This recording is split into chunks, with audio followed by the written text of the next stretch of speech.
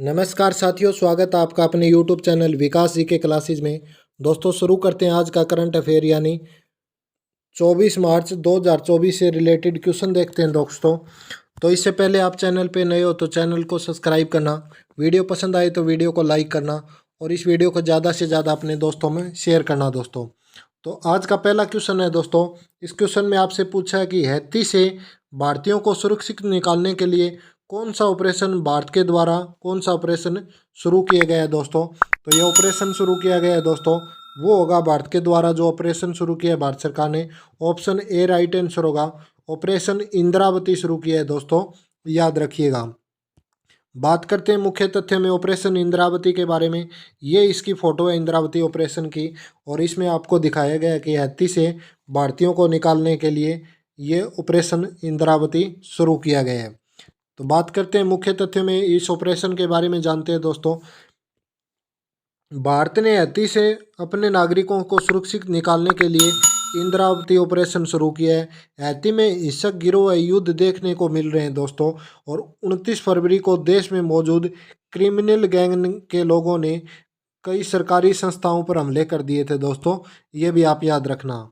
बात करते हैं आगे। देखो दोस्तों, ये हमले किए गए हैं, ये उपद्रवी है, ये सरकारी संस्थाओं पे हमला कर रहे हैं, ये उपद्रवी आपको दिखाई दे रहा है। इसके अलावा आगे देखते हैं, ये हथियारबंद लोग कई देशों के हिस्सों में आगजनी कर रहे हैं, दुकानों में घरों में तोड़फोड़ भी कर रहे हैं दोस्तों। और 12 मार्च को हैती के प्रधानमंत्री एरियल हेनरी ने क्या किया था, अपने पद से इस्तीफा दे दिया था। ये हैं जो दोस्तों हैती के प्रधानमंत्री एरियल हेनरी। बात करते हैं आगे दोस्तों।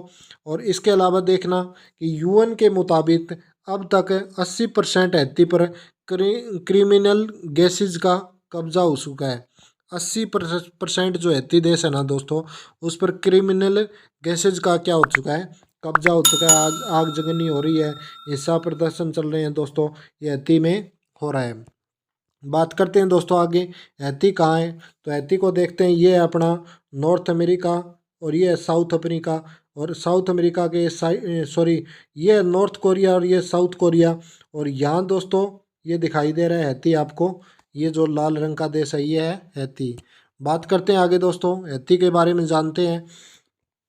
हैती कैरिबियन सागर में हिस्पनियोला द्वीप पर एक स्थित देश है दोस्तों। कैस्पियन सागर में हिस्पनियोला द्वीप, ये द्वीप प्रदेश है। इसकी राजधानी है पोर्ट आ प्रिंस, इसकी राजधानी है, ये भी याद रखिएगा दोस्तों, क्या है, पोर्ट आ प्रिंस इसकी राजधानी है। और मुद्रा इसकी गोरडे, मुद्रा क्या है, गोरडे इसकी मुद्रा है दोस्तों। बात करते हैं नेक्स्ट क्वेश्चन की दोस्तों। तो इस क्वेश्चन में आपसे पूछा है कि प्रधानमंत्री मोदी किस देश की 2 दिन की यात्रा पर गए हैं। ऑप्शन ए राइट आंसर होगा, भूटान की यात्रा पर मोदी जी गए हैं, ऑप्शन ए राइट आंसर होगा। बात करते हैं मुख्य तथ्यों में। तो मुख्य तथ्य में देखते हैं दोस्तों, ये प्रधानमंत्री के प्रिंसेस मिल रहे हैं मोदी इंडिया के प्रिंसेस से। भारत के प्रधानमंत्री भूटान की दो दिन की यात्रा पर गए हैं और पीएम मोदी 22 से 23 मार्च को भूटान में रहेंगे। पीएम मोदी ने भूटान के राजा जिग्मे वांगचुक और पीएम शेरिंग टोब्से से क्या की थी, मुलाकात की थी दोस्तों, याद रखिएगा। बात करते हैं आगे दोस्तों। पीएम मोदी ने भारत में आम चुनावों का ऐलान होने के बाद विदेश दौरे पर जाने वाले पहले प्रधानमंत्री बने, यानी लोकसभा के चुनाव की घोषणा के बाद ये दोस्तों किसी देश में जाने वाले पहले प्रधानमंत्री बने। भूटान पीएम भी मोदी को अपना सर्वोच्च नागरिक सम्मान ऑर्डर ऑफ द हुक गयाल्पो प्रदान करेगा। भूटान भी अपना मोदी को सर्वश्रेष्ठ ये जो पुरस्कार होता है ये भी देगा दोस्तों। आगे देखते हैं, दोनों देशों के प्रधानमंत्री, यहाँ देख लो ये मुलाकात हो रही है और दोनों देशों के प्रधानमंत्री की मौजूदगी में ऊर्जा संरक्षण और खाद्य सुरक्षा मानकों पर सहयोग से जुड़े मुद्दों पर यह बात हो रही है दोस्तों। बात करते हैं भूटान के बारे में दोस्तों। तो भूटान की राजधानी थिम्पू है और राजा जिग्मे खेसर नामचेओल वांगचुक है दोस्तों। पीएम है शेरिंग टोब्गे और मुद्रा क्या है दोस्तों, मुद्रा है यहाँ की नगुलेट्रम और भारतीय रुपया दोनों चलते हैं दोस्तों। बात करते हैं आगे भूटान के बारे में दोस्तों। तो भूटान ने रूबेला और सफाई मुक्त रूबेला को सफलतापूर्वक समाप्त कर दिया है, यानी रूबेला ये वायरस को भूटान ने क्या किया है, समाप्त कर दिया है।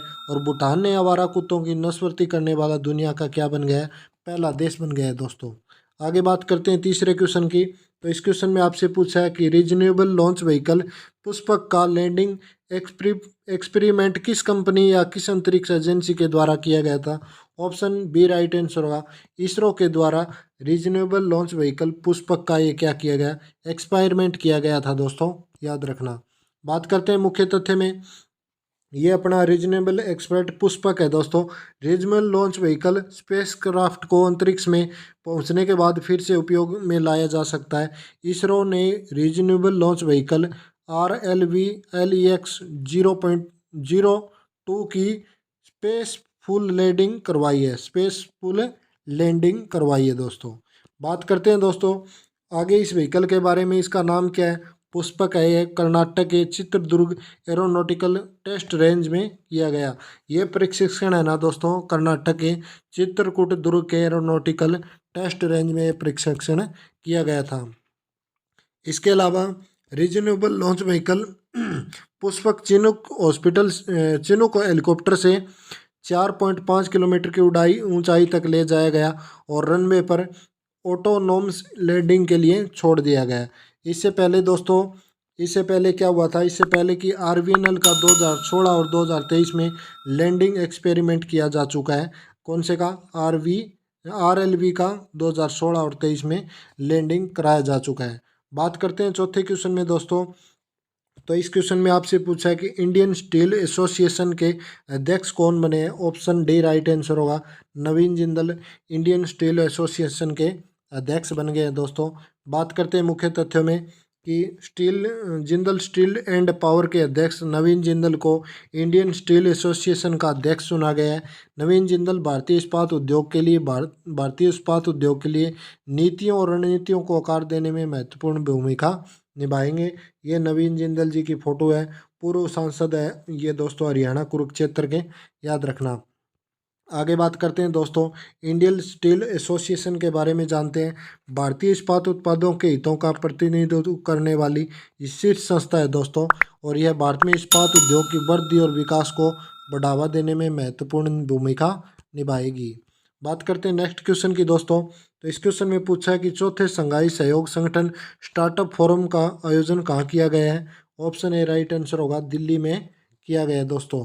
बात करते हैं मुख्य तथ्यों की। तो संघाई सहयोग संगठन स्टार्टअप फोरम का चौथा संस्करण दिल्ली में आयोजित किया गया है दोस्तों। कौन सा एडिशन होगा, चौथा एडिशन होगा।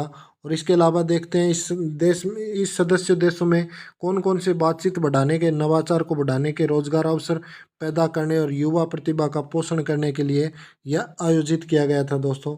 ये विभिन्न देशों के ये प्रतिनिधित्व यहाँ गए हुए हैं। बात करते हैं नेक्स्ट संघाई सहयोग संगठन के बारे में जानते हैं दोस्तों। गठन हुआ था 15 जून 2001 को, मुख्यालय है बीजिंग चीन में, और यह एक पॉलिटिकल इकोनॉमिकल और कौन सी पॉलिटिकल इकोनॉमिकल और सिक्योरिटी ऑर्गेनाइजेशन है जो दोस्तों, याद रखिएगा। आगे देखते हैं दोस्तों संघाई सहयोग संगठन के बारे में ही जानते हैं। सदस्य है रूस, चीन, Kazakhstan, Tajikistan, Kyrgyzstan, Uzbekistan, Bharat, Pakistan, Iran इसके ये दोस्तों सदस्य हैं। और ऑब्जर्व का बेलारूस, मंगोलिया इसके ऑब्जर्व हैं। बात करते हैं दोस्तों आगे। तो संघाई सहयोग संगठन के बारे में, जनसंख्या के मामले में दुनिया का सबसे बड़ा क्षेत्रीय संगठन है जो लगभग 80% क्षेत्र को कवर करता है दोस्तों। एससीओ का जो सम्मेलन 2024 का सम्मेलन होगा दोस्तों, का आयोजन कहाँ होगा, कजाकिस्तान में इसका आयोजन किया जाएगा, याद रखिएगा। बात करते हैं 6 क्वेश्चन की दोस्तों। IMT ट्रिलेंट 2024 अभ्यास में किन देशों ने हिस्सा लिया है। Bharat, Mozambique, Tanzania. उपयुक्त राइट आंसर, उपयुक्त सभी होगा दोस्तों, तीनों देशों ने ये हिस्सा लिया है दोस्तों, याद रखना। बात करते हैं मुख्य तथ्य की। तो भारत, मोजाम्बिक, तंजानिया ने IMT ट्रिलेंट 2024 के दूसरे संस्करण में क्या लिया है, हिस्सा लिया है दोस्तों। ये इनके नाविक जहाज हैं। IMT का अर्थ है भारत, मोजाम्बिक, तंजानिया तीनों देशों। अभ्यास का आयोजन 21 से 29 मार्च 2024 को किया जा रहा है दोस्तों, याद रखिएगा। बात करते हैं और मुख्य तथ्य में दोस्तों। इसका आयोजन तंजानिया के जंजीबार और मोजाम्बिक के मापुटो बंदरगाहों पर किया जा रहा है। IMT ट्रिलियंट का पहला अभ्यास दोस्तों 2022 में होगा था, 2022 में पहला अभ्यास हुआ था। और इसका उद्देश्य क्या है दोस्तों? इसका उद्देश्य ये है कि भारत, मोजाम्बिक, तंजानिया के मध्य समुद्री सहयोग को मजबूत करना है दोस्तों। तीनों सेनाओं के यहाँ सैनिक आए हुए हैं, ये देख सकते हैं। ये प्रमुख युद्धाभ्यास है दोस्तों, ये आपको PDF में पढ़ने हैं, मैं आपको नहीं करवाऊंगा क्योंकि टाइगर ट्राफ मैंने करवाया भारत और USA के बीच। अभ्यास सदा तनसिक भारत और सऊदी अरब के बीच, असीम अल बैक भारत और ओमान के बीच है दोस्तों। और फिर मैं करवा ही देता हूँ, साइक्लोन भारत और मिस्र के बीच ये अभ्यास हुए थे दोस्तों। 7वां क्वेश्चन है आज का, और इस क्वेश्चन में आपसे पूछा है इंडियन बैंक एसोसिएशन के अध्यक्ष कौन चुने गए हैं? MB Rao, option B right answer होगा। MB राव इसके अध्यक्ष चुने गए हैं दोस्तों, याद रखना। बात करते हैं MB राव के बारे में, तो मातम Venkata Rao central bank of India के MD और CEO हैं दोस्तों। MB राव को 2023-24 के लिए इंडियन बैंक एसोसिएशन के अध्यक्ष के तौर पर चुना गया दोस्तों। ये इनकी MB राव की फोटो देख लीजिएगा दोस्तों, याद रखिएगा। आगे देखते हैं दोस्तों MB राव के बारे में। MB राव अतुल कुमार गोयल का स्थान लेंगे। ये अतुल कुमार गोयल हैं। तीन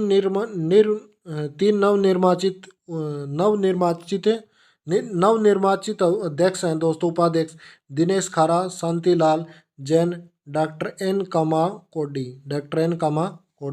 IBA के मानक सचिव हैं दोस्तों माधव नागर हैं दोस्तों।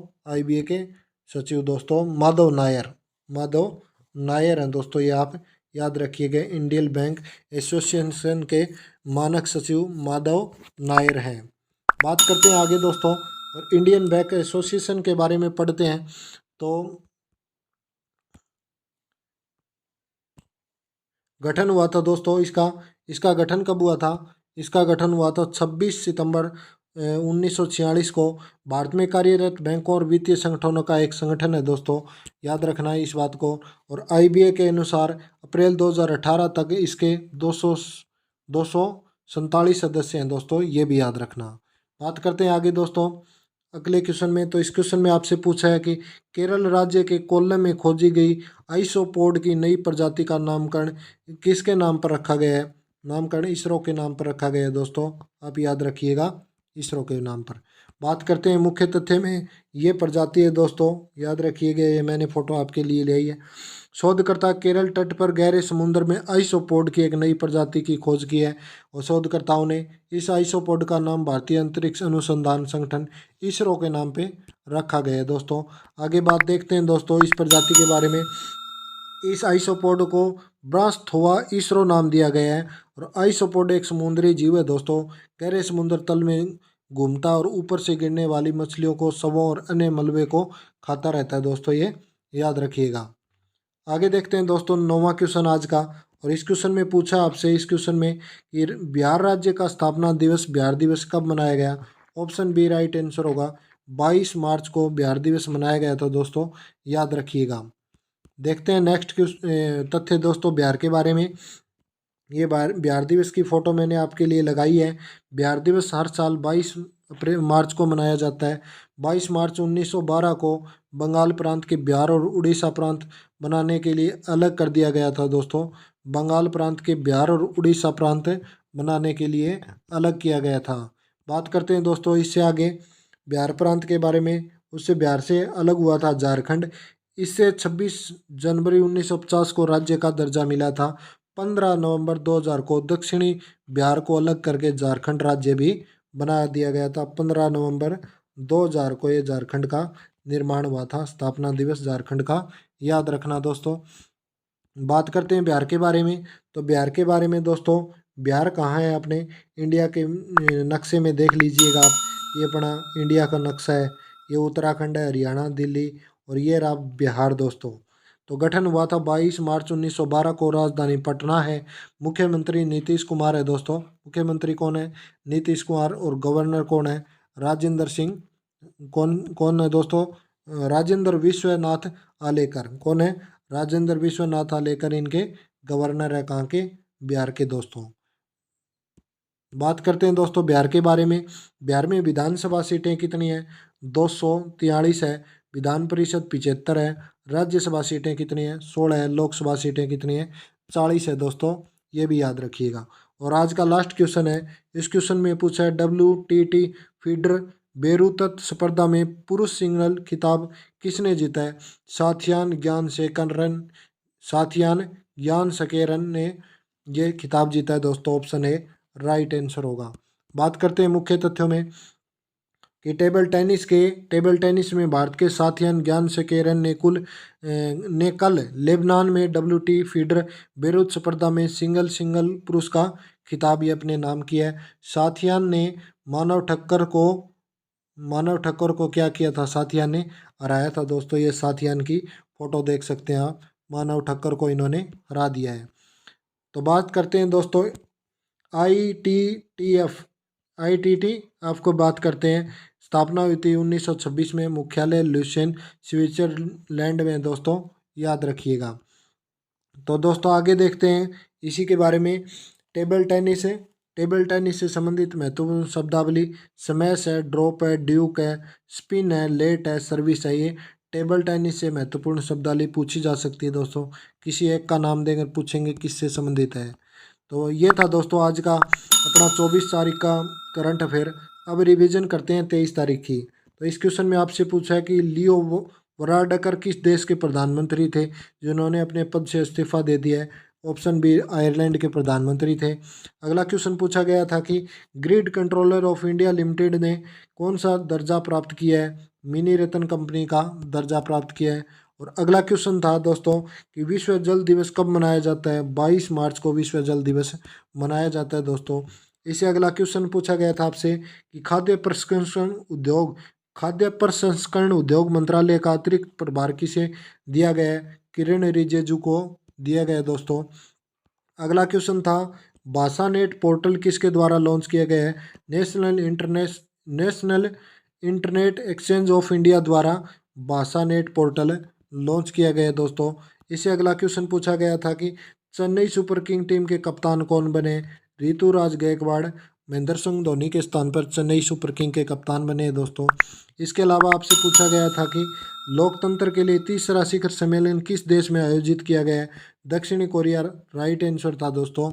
और इसके अलावा आपसे क्वेश्चन पूछा गया था कि रामनाथ गोयनका पुरस्कार 2021 और 2022 की घोषणा की गई है। यह पुरस्कार किस क्षेत्र में दिया जाता है दोस्तों?